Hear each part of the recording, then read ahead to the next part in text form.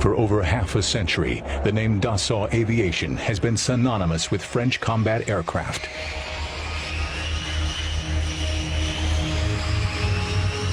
France was one of the pioneers of military aviation. In World War I, France built more combat aircraft than any other nation. Fighters like Nieuport, Spad, and Breguet. After the war, the French aviation industry flourished. Among the new firms, Bloch Aviation. Its aircraft included the MB-200 bomber,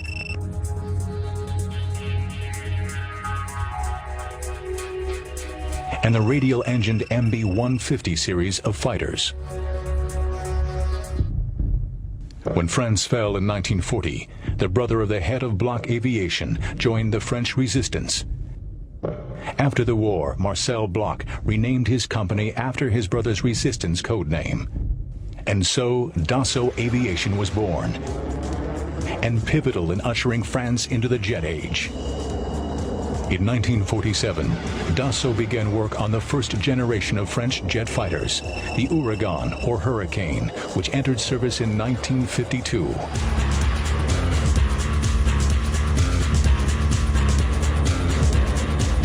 The Ouragan soon evolved into the Mystère 4, France's first supersonic fighter and one of the best combat aircraft of its day.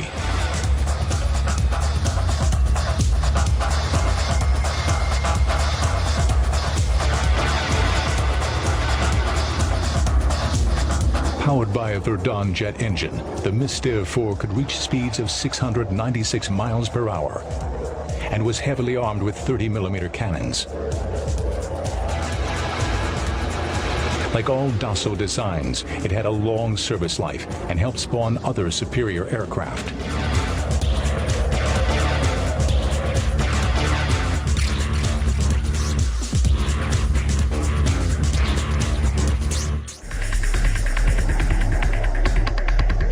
During the mid-1950s, Dassault Aviation began development of a radical new aircraft design capable of speeds above Mach 2. The new fighter used a delta wing configuration, a shape that would become a trademark of Dassault fighters in the decades to come. Intended primarily as an all-weather interceptor, the Mirage 3 entered French Air Force service in 1961.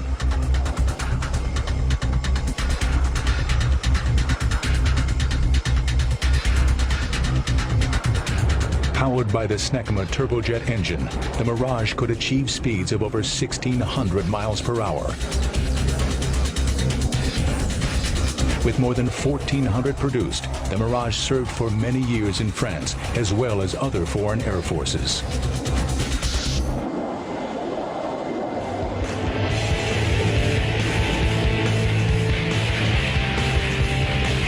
It carried a variety of missiles in its long career,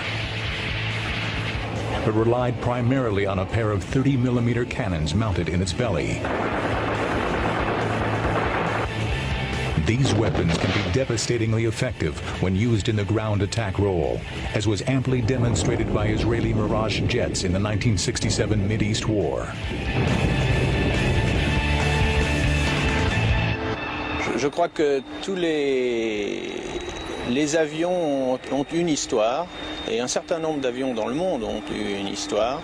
Le Mirage est un de ces avions qui a été extrêmement porté par un événement particulier qui a été la guerre des 6 jours en Israël et qui a rendu tout d'un coup cet avion extrêmement populaire à travers le monde et qui en a fait un symbole d'avion manœuvrant, performant, et puis c'était un symbole de la technologie française. The Mirage 3 became the template for a much larger delta-wing aircraft, the Mirage 4 bomber. Though similar in shape, the twin-engine Mirage 4 was a large, supersonic strike aircraft designed foremost to deliver strategic nuclear weapons.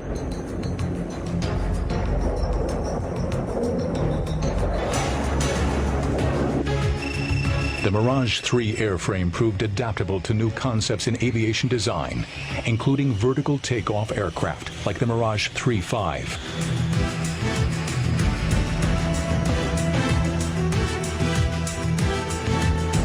While it could exceed Mach 2, the Mirage 3.5 lacked the range to make it a practical combat aircraft.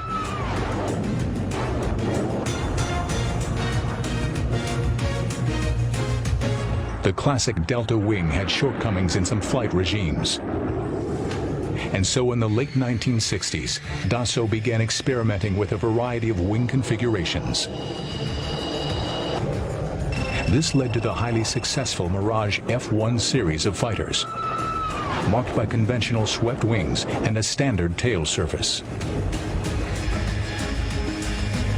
The Mirage F1 marked a breakthrough in Dassault fighter designs, with a performance markedly superior to previous models. A multi-role aircraft, the F1 offered double the range of the Mirage 3 and excellent maneuverability.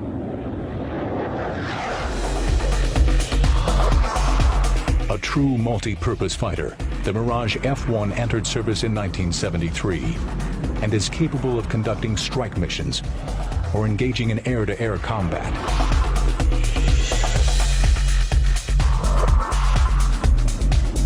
The Mirage F1 can also be adapted to the naval strike mission, armed with the famous Exocet anti-ship missile.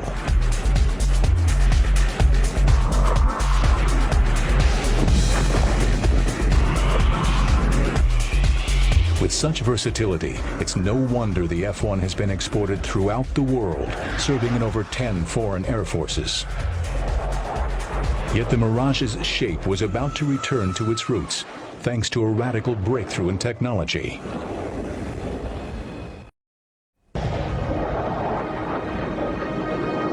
For generations, fighter aircraft were controlled by the pilot, moving a control stick and rudder pedals to command the rudder, elevator, and ailerons. But the high speed of modern aircraft made such controls difficult to use. In more advanced aircraft, they were replaced by electronic systems, spawning the term fly-by-wire.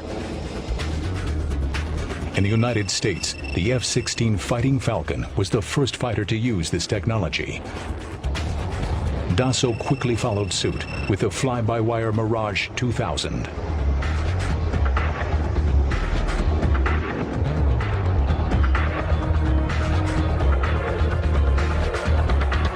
Et dans ce domaine, Dassault a été véritablement un constructeur en avance sur son temps sur les commandes de vol.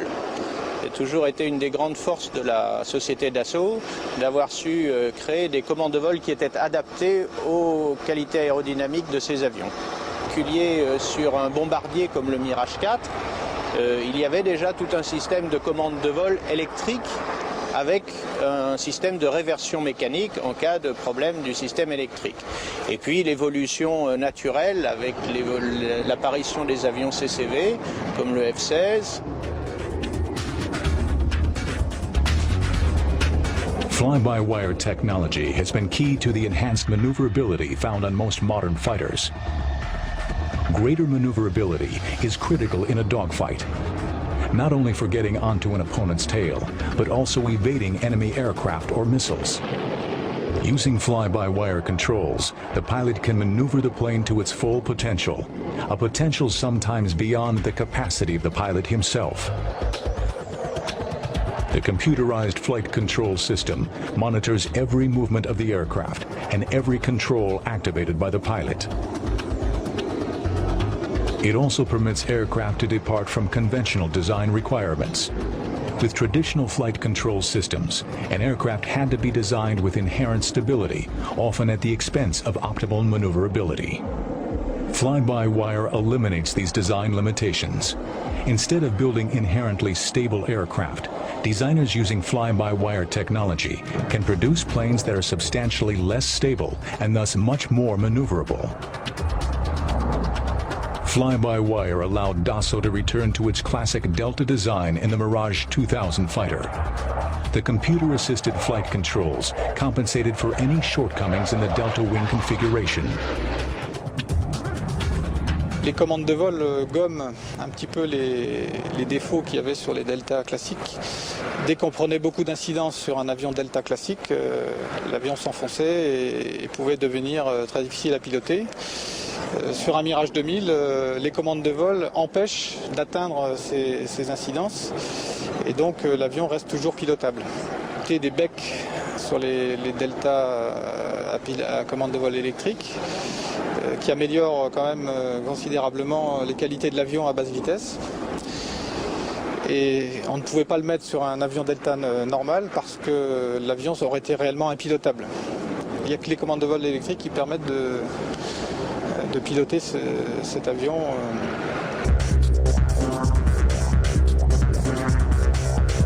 The Mirage 2000 pilot could fly the aircraft to the very limits of its maneuvering envelope without fear of entering into an unrecoverable position.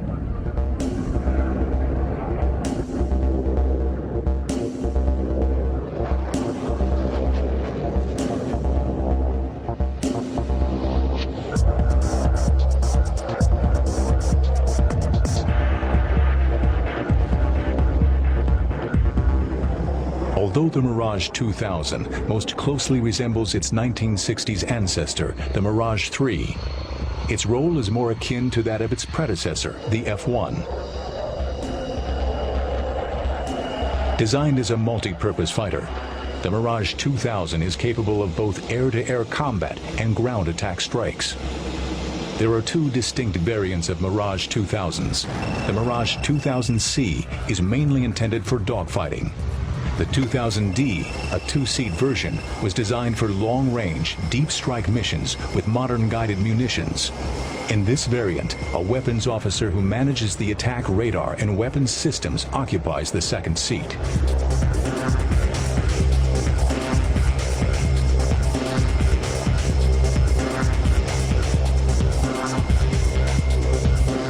Guided munitions are crucial to the success of modern strike fighters.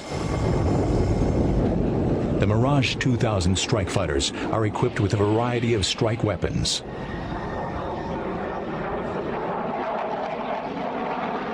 During the 1991 Gulf War, French aircraft used the laser-guided AS-30L missile to devastate hardened Iraqi aircraft shelters, sometimes guiding the bomb right through open doors.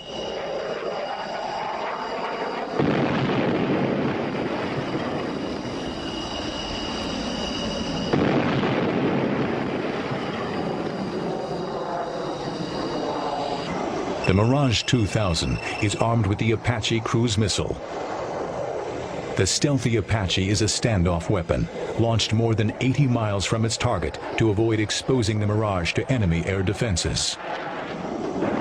The Apache flies into enemy territory and delivers its submunitions against the target. These can include specialized munitions for attacking massed tank formations or disabling airfields and runways.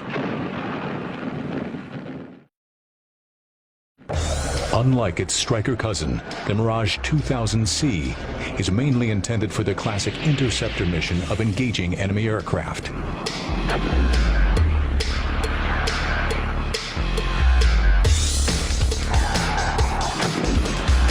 In modern air-to-air combat, the fighter who engages first and at the greatest range usually wins.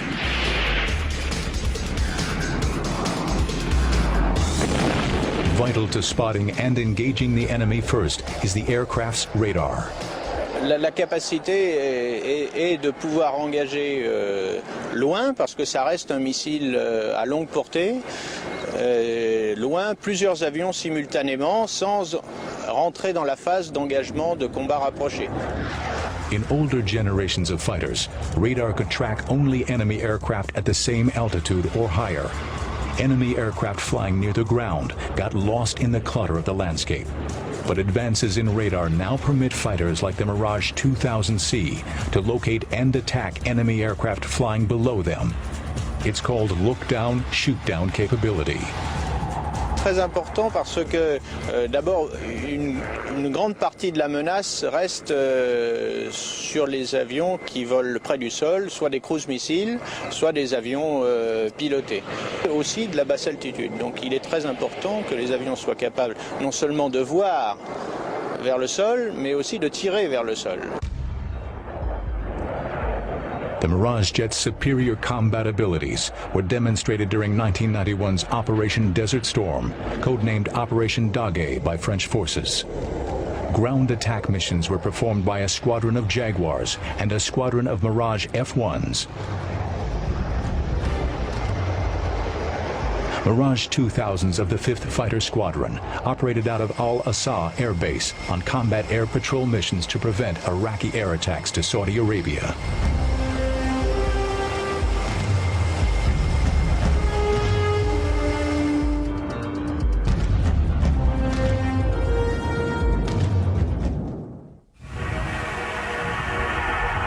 Widely exported, Mirage jets have seen combat around the globe. The Mirage 3 was made famous by the Israeli Air Force in the 1967 Mideast War. The Mirage was later improved in Israel and evolved into the Kafir fighter. The South African Air Force also used Mirages extensively in combat, flying the Mirage 3 and F-1. The Mirage F-1 fitted our role that we saw for the future of the Air Force, in that it has both roles, air-to-air as well as air-to-ground strike. Mirage F-1 has seen combat in southern Angola as well as other areas in Africa. We have flown over 1,800 combat missions in both the air-to-ground as well as the air-to-air role. The missions were mainly in the air-to-air role interception as well as combat air patrols, and in the air-to-ground role mainly strike and interdiction roles. During the fighting over Angola, Mirage F-1s were confronted with a wide array of advanced Soviet-made radar-guided missiles. But these formidable defenses were evaded by flying in under the radar. For us, in order to survive, we had to fly at very low level, and that was anything from 20 to 50 feet, depending on the nature of the terrain. And this was done to dodge the radar systems and also to get the surprise on our side. The enemy aircraft that we encountered were basically MiG-21s, MiG-23s and Su-22s is the other type that we encountered. We didn't lose any aircraft in combat, whereas the enemy lost 2 MiG-21s, and there was unconfirmed reports of other aircraft lost by them as well. To bolster their forces, South Africa's Air Force decided to improve their older Mirage 3s. The result, a modernized variant called the Cheetah. We decided to update the whole Mirage 3 fleet with new avionics, a new sighting system and a nav weapon system. As far as combat is concerned, the changes in the Cheetah compared to the Mirage 3, it made the aircraft a little bit more maneuverable.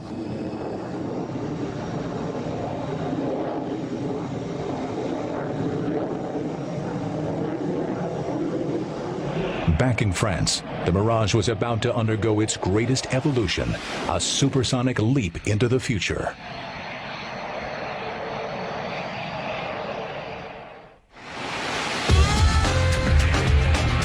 By the late 1990s, the French wanted a next-generation fighter jet. They found it in the stealthy Rafale. The Rafale began development in the early 1980s as a technology test platform. The Rafale A tested the flight envelope possible with new fly-by-wire controls. 2 other key attributes were also explored: supercruise and stealth.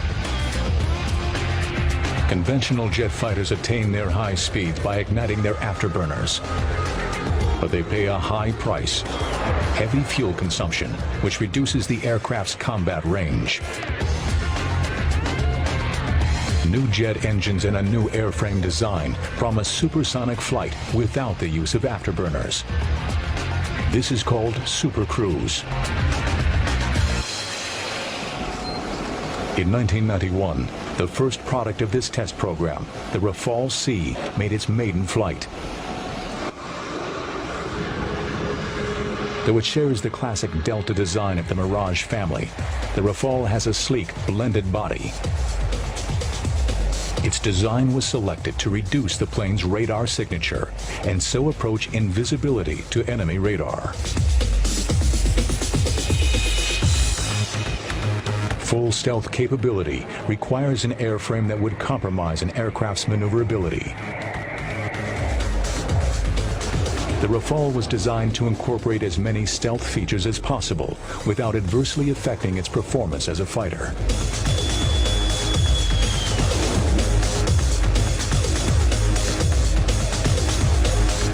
The Rafale is equipped with two Snecma M88 engines, enabling it to reach speeds of Mach 2 and an altitude of 55,000 feet.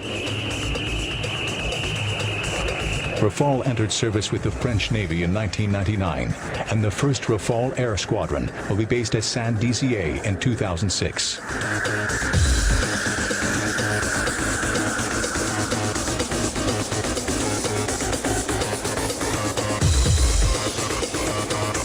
With its Delta Canard configuration and ability to perform air superiority, interceptor, recon, and ground attack maneuvers on a single mission, the Rafale will carry on Dassault's tradition of aerodynamic excellence.